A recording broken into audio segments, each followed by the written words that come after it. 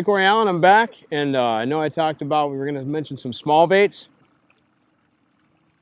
and I think you might be surprised at what my definition is of small, because most guys that come in musky fishing, they think of a small bait being 5 or 6 inches. That's definitely not small.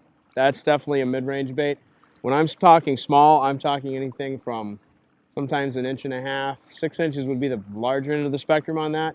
And honestly, if you come from bass fishing, you've done a lot of that, you've already got about 30% of what you need in your tackle box. All your Rappalas, all your jerk baits, all your plastic worms and bass jigs, all that stuff is great. There's a few musky baits we'll talk about, but a lot of the stuff you might be familiar with already. I'm going to talk about first is a bait that's actually pretty near and dear to my heart. This is called the Shad. And this was a bait that's just now been mass produced by Lunge and Lures. This bait has literally caught more fish over 50 inches on my boat than any other bait, bar none, hands down. I utilize it trolling. It trolls really well from 12 to 20 feet.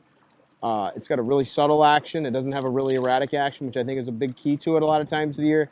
Really effective almost every season. I caught big fish every season of the year on this.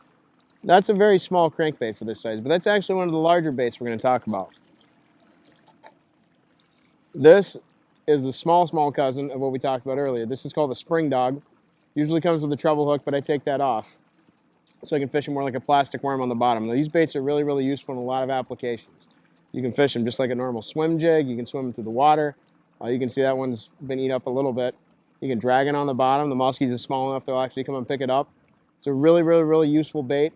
This is a bait that it's called a spring dog because so much of musky fishing in the spring is relegated to small baits. Even this is a little bit big at times, I think, but that's a really good start for a downsized selection. This is a Rattle Trap. A lot of guys are familiar with a Rattle Trap no matter what you fish for. This is a Tony Grant model, which this is actually designed specifically for musky fishing. They use it a lot in Kentucky. It's a really effective spring tactic when the fish are moving up shallow and they're on the spawning flats. It gets a reaction strike. It's a great rattle trap for that, but lots of rattle traps work. I'm just particularly fond of this. It's a great balance of size. It's got a great rattle to it. And it's a pretty sturdy bait as well. Heavy enough you can throw on the heavier tackle. This might look like a bass spinnerbait, and you'd be kind of right, but this is a Nutbuster Junior by Lunge and Lures. This is a double Colorado that I had modified with a French blade. What's really cool about these baits is they're really good downsized spinner baits. Now, I showed you a bigger one earlier. This is the downsized version of that. What's really cool about this bait is you can fish it through heavy cover. It'll come through there. It's effective almost any time of the year, but like I said earlier, I like to see what baits do when you don't do anything at all, what happens when you just let them drop or fall. This bait's really cool in the fact that the willow one doesn't do it, but the double Colorado and the French blade do. It will actually helicopter down, and these blades will make it track, and it will tilt down when you drop it, and it'll go just like that to the bottom, and the blades helicopter down. It's a really effective way of fishing points and drop-offs. What I like doing a lot of times of the year when I fish like deeper water, I'll take these, I'll throw them, and I'll just let them hit the bottom.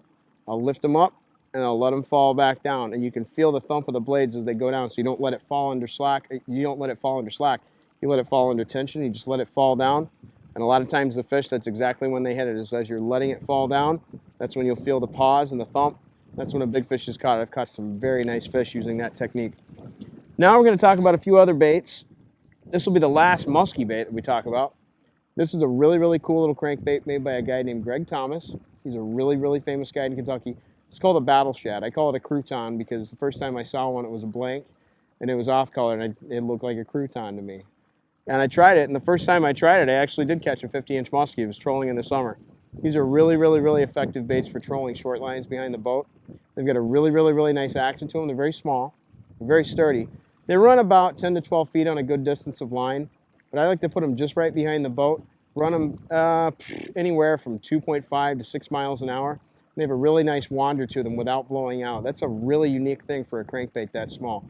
Most crankbaits that are this size, when they have a big square bill like that, the resistance and the body style, they can't take a lot of speed. They have to be fished fairly slow.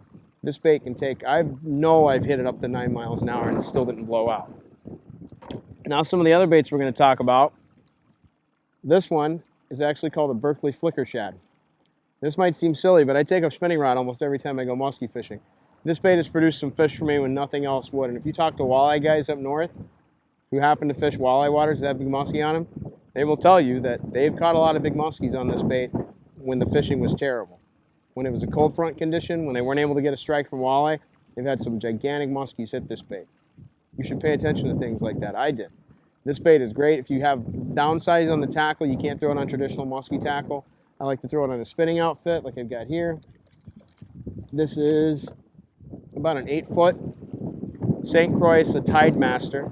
It's a medium heavy action. And as you can see, I've got a little bait called an echo tail on there. That's a small blade bait. This lets me throw the lighter jerk baits and stuff like that. This has enough beef that you can still get big musky in, but it's light enough and it's got enough body you can actually throw the lighter baits on it just as effectively without any compromise to the action. I'll tie a little bit of a lighter leader. This is usually 60 to 40 pound test, smaller snaps.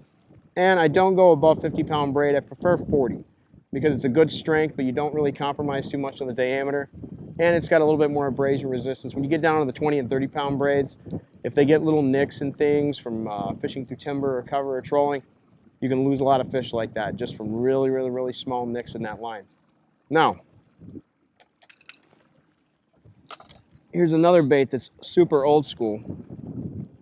This is a MEPS number 5 Comet. They come in different sizes. This is about as small as I go on these. This bait is very, very underrated, especially for musky. The only thing is when you fish these baits, these smaller MEPS spinners like this, you have to lighten the drag up a little bit because the hooks aren't designed to take that kind of force. But that's fine. They have really good penetration because they're lighter hooks.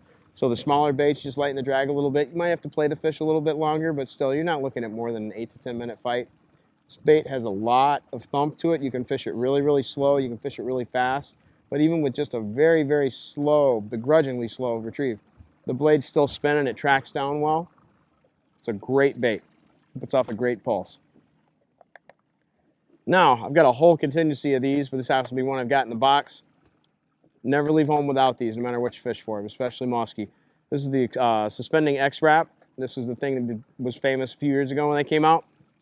These baits are some of the most all-season effective musky baits you will ever find. If you're going to downsize to a jerk bait, I would definitely start looking in this direction. These baits have incredible action. You can straight reel them. You can pause them and hit them. And I've had some really nice fish come up and grab. I've lost one of my largest fish on this bait. And that's kind of a good introduction to it, but I guess the point that I want to make from all this is that literally anything that you can find in a bass aisle almost has an application in musky fishing. Don't think just because you're going for musky that you have to just buy musky baits. Because I'll be honest with you, a lot of the musky baits that they make, you won't find nearly the application for the big baits as you will the small baits. And that's not just a spring thing, that's an any season, any time thing. I use a lot of Alabama rigs. I use a lot of the Storm Swim Shad. I use a lot of things like that. And there's a lot of times when they produce when nothing else will. So when you're out there and you're trying to get a good contingency of musky baits together, if you come from bass fishing, you've got about 30 to 40% of your start. All your crankbaits, all your Rappalas. Look at the different sizes they have. Look at the different depths they cover. Any of the Rapala Storm crankbaits like that are excellent places to start.